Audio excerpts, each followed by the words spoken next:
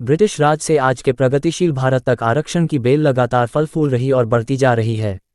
अंबेडकर ने क्यों कहा था, आरक्षण बैसाखी नहीं सहारा है। अपर कास्ट रिजर्वेशन पर राय बनाने से पहले समझना जरूरी है कि अंबेडकर ने संविधान में आजीवन आरक्षण क्यों नहीं किया। महात्मा गांधी और जवाहरलाल नेहरू ने आरक्षण पर क्या कहा था। जाने अंबेडकर ने क्यों कहा था, आरक्षण बैसाखी नहीं सहारा है। देश में आरक्षण का इतिहास तकरीबन 136 साल पुराना है। भारत में आरक्षण की शुरुआत वर्ष 1882 में उस वक्त शुरू हुई जब हंटर आयोग का गठन हुआ था। उस वक्त विख्यात समाज सुधारक महात्मा ज्योतिराव फुले ने सभी के लिए निःशुल्क और अनिवार्य शिक्षा, साथ ही अंग्रेज सरकार की नौकरियों में आनुपातिक आरक्षण की मांग की थी।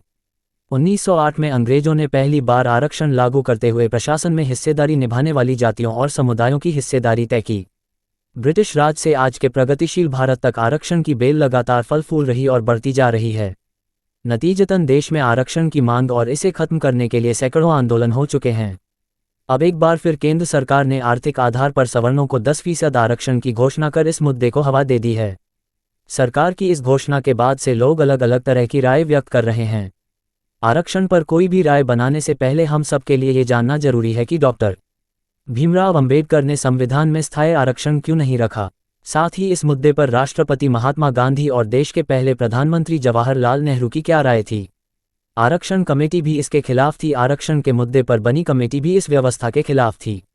यही वजह है कि कमेटी की रिपोर्ट के आधार पर जब दिसंबर 1949 में धारा 292 और 294 के तहत मतदान कराया गया तो उस वक्त 7 में से 5 वोट आरक्षण के खिलाफ पड़े थे। मौलाना आज़ाद, मौलाना हिफ्ज़ उर रहमान, बेगम एजाज रसूल, तजम्मुल हुसैन और हुसैन भाई लालजी ने आरक्षण के विरोध में मतदान किया था। दरअसल इन्होंने आरक्षण के दूरगामी परिणामों का अंदाजा उसी वक्त लगा लिया था। आरक्षण पर राजनीति आज के दौर में आरक्षण एक समूह के उत्थान की जरूरत से ज्यादा राजनीतिक मुद्दा बन चुका है। साथ ही आरक्षित वर्ग के संभ्रांत और ऊंची पहुंच वाले लोगों के लिए यह आरक्षण उनकी पीढ़ियों का भविष्य सुरक्षित रखने का माध्यम बन चुका है। भारतीय संविधान में आरक्षण की जो व्यवस्था की गई थी उसका उद्देश्य केवल कमजोर और दबे कुचले लोगों के जीवन स्तर को ऊपर उठाना था। इस मामले में हमारे राजनेताओं की सोच अंग्रेजों की सोच से ज्यादा विकृत निकली। यही वजह है कि आरक्षण का समय समाप्त होने के बाद भी वीपी सिंह ने मंडल आयोग की सिफारिशें न सिर्फ अपनी मर्जी से कराईं बल्कि उन्हें लागू भी किया। इसके खिलाफ सवर्ण युवाओं ने काफी हंगामा और प्रदर्शन किया। इन सवर्ण छात्रों ने संसद से लेकर सड़क तक विरोध प्रदर्शन किया। इसके कुछ की जान भी चली गई।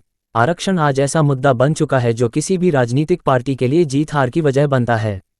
आरक्षण का मतलब बैसाखी नहीं सहारा है अंबेडकर। डॉक्टर भीमराव अंबेडकर ने खुद संविधान बनाते वक्त उसमें आरक्षण की स्थायी व्यवस्था नहीं की थी। उन्होंने कहा था 10 साल में यह समीक्षा हो कि जिन्हें आरक्षण दिया गया क्या उनकी स्थिति में कोई सुधार हुआ या नहीं। उन्होंने ये भी कहा था कि यदि आरक्षण से किसी वर्ग का विकास हो जाता है तो उसके आगे की पीढ़ी को आरक्षण का लाभ नहीं देना चाहिए। इसके पीछे उन्होंने वजह बताई थी कि आरक्षण का मतलब बैसाखी नहीं है जिसके सहारे पूरी जिंदगी काट दी जाए। ये विकसित होने का एकमात्र अधिकार है। यही वजह है कि अंबेडकर ने संविधान में आरक्षण की स्थायी व्यवस्था नहीं की थी। आरक्षण जाति धर्म पर नहीं आर्थिक आधार पर हो। महात्मा गांधी ने हरिजन के 12 दिसंबर 1936 के संस्करण में लिखा था, धर्म के आधार पर दलित समाज को आरक्षण देना अनुचित होगा। आरक्षण का धर्म से कुछ लेना देना नहीं है। सरकारी मदद केवल उन्हीं लोगों को मिलनी चाहिए जो सामाजिक स्तर पर पिछड़ा हुआ हो। आरक्षण से समाज का संतुलन बिगड़ेगा। जवाहरलाल नेहरू देश के प्रथम प्रधानमंत्री पंडित जवाहरलाल नेहरू ने 26 मई 1949 को असेंबली में भाषण देते हुए जोर देकर कहा था, यदि हम किसी अल्पसंख्यक वर्ग को आरक्षण देंगे तो उससे समाज में असंतुलन बढ़ेगा। ऐसा आरक्षण देने से भाई भाई के बीच दरार पैदा हो जाएगी। आरक्षण 95% पहुंचने पर सुप्रीम कोर्ट का फैसला वर्ष 2006 में शिक्षा के क्षेत्र में आरक्षण 95% तक पहुंच गया था। इसके बाद वर्ष 2008 में सुप्रीम कोर्ट ने वित्त पोषित सरकारी संस्थानों में 27% ओबीसी कोटा पर तो सहमति जता दी, लेकिन संपन्न तबके को इससे बाहर रखने को कहा था।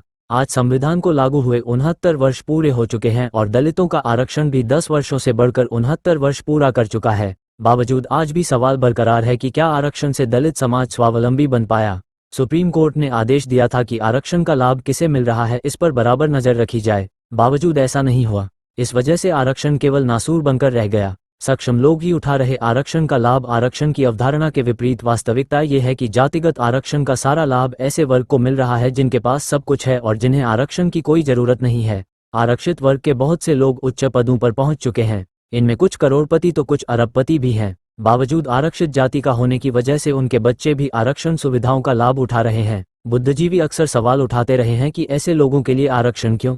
इसी तरह आरक्षित वर्ग के बहुत से लोग जो मुस्लिम या ईसाई धर्म अपनाकर सामान्य वर्ग में आ चुके हैं, वह भी गैरकानूनी तरीके से आरक्षण का लाभ उठा रहे हैं। सूचना सिर्फ मान्यताओं और जानकारियों पर आधारित है। यहाँ ये बताना जरूरी है कि यह मेरा वीडियो किसी भी तरह की मान्यता, जानकारी की पुष्टि नहीं करता है। किसी भी जानकारी या मान्यता को अमल में लाने से पहले संबंधित विशेषज्ञ से सलाह लें। धन्यवाद।